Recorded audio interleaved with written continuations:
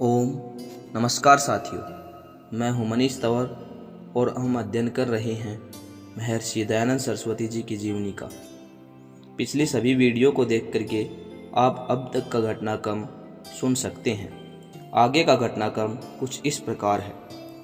ब्रह्मा जी के मंदिर में सैकड़ों भक्त रोज आते थे। उनमें से बहुत से स्वामी जी के दर्शन कर लौटते थे। एक दिन एक वृद्धा ब्रह्मा मंदिर से लौटती हुई स्वामी जी के दर्शन के लिए आ गई।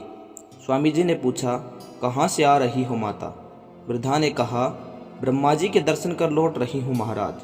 स्वामी जी बोले, माता आपका देव कोई उपदेश देता है कि नहीं? हाँ महाराज, देता है। स्वामी जी उस वृद्धा को साथ लेकर ब्रह्मा जी के मंदिर में चले गए और उससे बोले, माता अपने देवता से कहो कि वह हमें भी उपदेश दे। वृद्धा मुस्कुराई और बोली, महाराज आपके सामने बोलने का साहस किसी को नहीं होता।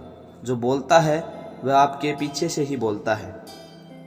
अब आगे का घटनाक्रम इस प्रकार से है कि पुष्कर में स्वामी जी पहुंच गए।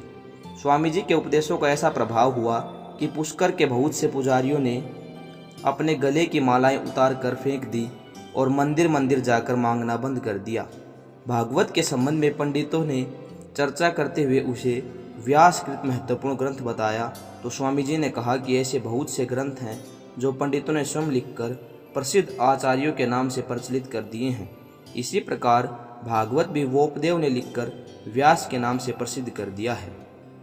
अजमेर में पादरियों से शास्त्रार्थ इस घटना का वर्णन कुछ इस प्रकार से है। सन 1866 में ज्येष्ठ मास में स्वामी जी का आगमन अजमेर नगर में हुआ। उस समय उस नगर में पादरियों का बड़ा जोर था। ईश्वर, जीव, सृष्टि कर्म, ईसा का ईश्वर होना आदि विषयों पर शास्त्रार्थ हुआ।